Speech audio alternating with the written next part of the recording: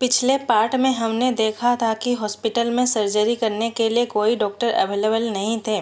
इधर डॉक्टर केन के रास्ते में एक एक्सीडेंट हो गया था तो वह उनका ट्रीटमेंट करते हैं जिससे उन्हें देर हो जाती है। तो डॉक्टर डो इन बम ही पेशेंट की सर्जरी करने का कहते हैं और कोई भी उपाय नहीं होने से वो लोग भी मान जाते हैं और फिर सर्जरी शुरू हो जाती है। डॉक्टर बहुत ही बढ़िया तरीके से सर्जरी कर रहे थे। डॉक्टर केन भागते हुए आते हैं मगर ऑपरेशन चल रहा था। तभी डॉक्टर किम भी आ जाते हैं और उससे पूछते हैं कि तुम यहाँ पर हो तो ऑपरेशन कौन कर रहा है। अंदर जाकर देखते हैं कि डॉक्टर इन बम अपना सर्जरी कर रहे थे। उनका हैंड स्किल बहुत ही अच्छा था। यह देखकर वो कुछ भी नहीं कहते।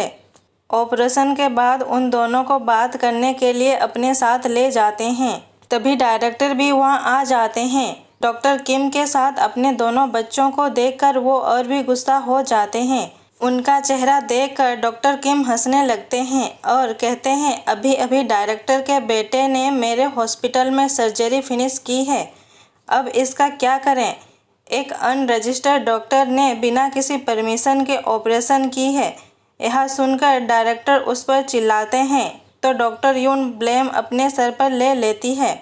फिर डॉक्टर किम उन्हें अपने साथ ले जाते हैं। ऑफिस में दोनों मैंने क्या है करने लगते हैं। डॉक्टर कहते हैं ये रूल के खिलाफ है तो तुम्हें पनिशमेंट तो मिलेगी ही। हॉस्पिटल में एक पेशेंट थी जो अपना बिल पे नहीं कर पाई तो वह वहीं काम करके चुकाने का कहती है और उसे हमारे नर्स पार्क पसंद करने लगे हैं तो उसकी हेल्प करते हैं और हेड नर्स से उसके लिए बात करते हैं। हेड नर्स भी मान जाती है। इधर डायरेक्टर टोल्डम हॉस्पिटल के जगह एक नर्सिंग होम बनाना चाहते थे तो डॉक्टर किम उसे बताते हैं रोज यहाँ कितने सारे पेशेंट आते हैं, उन सब के बारे में सोचा है कि उनका क्या होगा। डायरेक्टर कहते हैं मुझे उनसे कोई मतलब नहीं है। तो डॉक्टर किम उन्हें डराने लगते हैं क्योंकि उसके बेटे ने मिस्टेक जो की है। डायरेक्टर कहते हैं तुम क्या चाहते हो मुझसे। डॉक्टर किम कहते हैं आपका बेटा, उसे यहाँ भेज दीजिए। डायरेक्टर गुस्से से बाहर जाते हैं और डॉक्टर डो इन बम को एक घूंसा लगा देते हैं और वहाँ से चले जाते हैं। रात में डॉक्टर केन डॉक्टर यून को सोते हुए देखने लगते हैं और उसका हाथ पकड़कर वो भी वहीं सो जाते हैं और यहाँ पर इन दोनों का क्यूट सा मोमेंट दिखाया जाता है।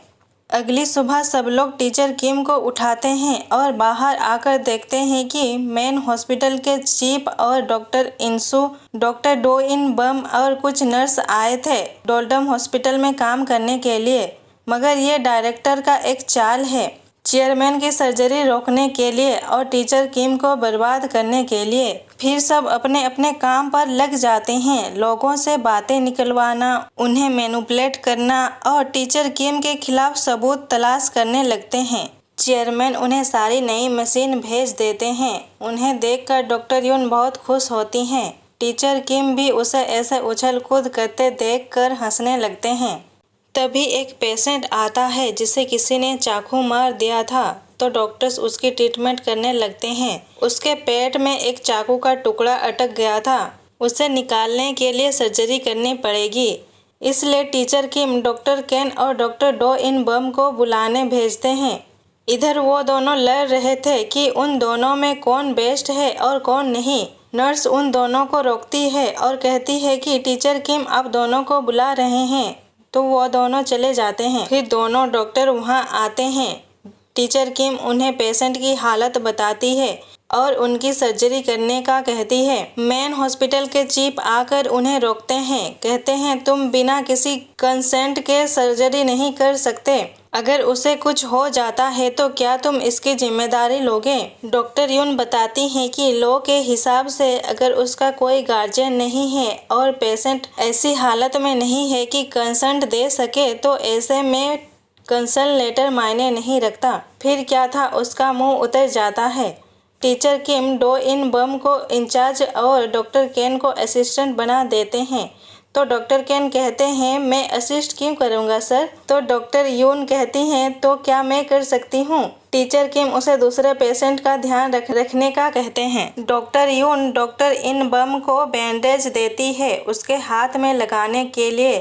इनबम वहाँ से जाने लगता है तो डॉक्टर यून उससे पूछती है कि मैंने तुम्हारा क्या बिगाड़ा है, मेरे साथ ऐसा क्यों कर रहे हो।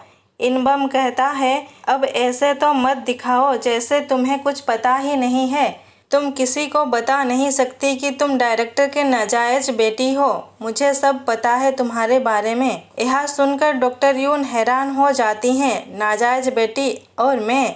ऑपरेशन रूम में डॉक्टर केन देर से आते हैं तो डॉक्टर किम उसे निकाल देते हैं और खुद असिस्ट करने लगते हैं। हॉस्पिटल में एक सस्पियस आदमी घुस आया था और कोई भी विटामिन देने का कह रहा था। डॉक्टर यून उसे चेक करती हैं तो वह बिल्कुल ठीक था, फिर भी नहीं जा रहा था। तो डॉक्टर यून मिस्टर गू को बुला देते हैं, जिसे देखकर उसके होश उड़ जाते हैं। इधर डॉक्टर केन सैड होकर बाहर बैठे थे तो डॉक्टर यून उन्हें समझाती है कि टीचर किम तो ऐसे ही हैं, तुम्हें उनसे माफ़ी मांग लेनी चाहिए, ना कि ऐसे बाहर आ जाना चाहिए। और उसके चोट पर दवाई लगा देती है। डॉक्टर केन उसे कहते हैं क्या तुम मेरी गर्लफ्रेंड बनोगी। डॉक्टर यून कहती हैं क्या तुम तमीज़ भूल गए हो, सीनियर से ऐसे बात करते हैं क्या। डॉक्टर केन कहते हैं तुम अपना जवाब सोच समझ कर दे देना, ठीक है, कहकर चले जाते हैं। डॉक्टर केन को स्टाफ से पता चलता है कि चाकू मारे गए पेशेंट का किसी गैंग से ताल्लुक था तो डॉक्टर केन को याद आता है कि एक आदमी के पॉकेट में कुछ चाकू जैसा रैप करके रखा था तो वो चीफ को बता देते हैं। चीफ उसको सब जगह ढूंढने लगते हैं पर वो कहीं नहीं मिलता। डॉक्टर केन फिर से ओआर में जाते हैं तो टीचर किम कहते हैं ये क्या पार्क है जो कोई भी कभी भी आ जाएगा, और उसे बाहर जाने का कहते हैं। डॉक्टर केन डॉक्टर यून की बात को याद करके वहां से नहीं जाते तो टीचर किम उसे सुना देते हैं जब से मैंने तुम्हें असिस्टेंट बनने को कहा है तब से तुम मुझे ये करना चाहिए या नहीं करना चाहिए यही सोच रहे हो ना। ये क्या तुम्हें खेल का मैदान लगता है, तुम बाहर झगड़ो या कुछ भी करो, जब तुम यहाँ पर हो तो तुम्हारा पूरा फोकस पेशेंट पर होना चाहिए। तुम्हारी हिम्मत कैसे हुई ऐसे सोच के साथ अंदर आने की, तुम्हें क्या लगता है ऐसे माइंड के साथ तुम सर्जरी कर सकते हो, तुम्हें यहाँ रहने का कोई हक नहीं, बाहर निकल जाओ। तभी डॉक्टर यून को वही आदमी चाकू की नोक पर ओआर के अंदर ले आता है और सर्जरी रोकने के लिए कहता है। डॉक्टर नाम चालाकी से पुलिस को फोन लगा देते हैं। टीचर किम सर्जरी नहीं रोकते। आदमी बताता है कि ये आदमी रेपिस्ट है जिसने मेरे घर में घुसकर मेरी बीबी और 11 साल की बेटी के साथ इतना गलत किया और इसे सिर्फ 3 साल की जेल हुई। इसका अच्छा व्यवहार देखकर छोड़ दिया गया, इसलिए मैं खुद इसे सजा दूंगा। डॉक्टर कहते हैं तुम इसके साथ जो करना है कर सकते हो, पर मेरे ऑपरेशन रूम के बाहर, और म्यूजिक सुनते सुनते सर्जरी करने लगते हैं। पुलिस फोर्स भी ओआर के बाहर आ जाते हैं और अंदर फ़ोन करके उस आदमी की बेटी से बात करवाते हैं। अपनी बेटी का आवाज़ सुनकर आदमी रोने लगता है। सर्जरी के बाद टीचर किम बताते हैं कि इसके नर्व्स डैमेज हो गए हैं तो ये पूरी ज़िंदगी पैरालाइज्ड होकर ही रहेगा, ये जिंदा रहकर भी नहीं जी पाएगा।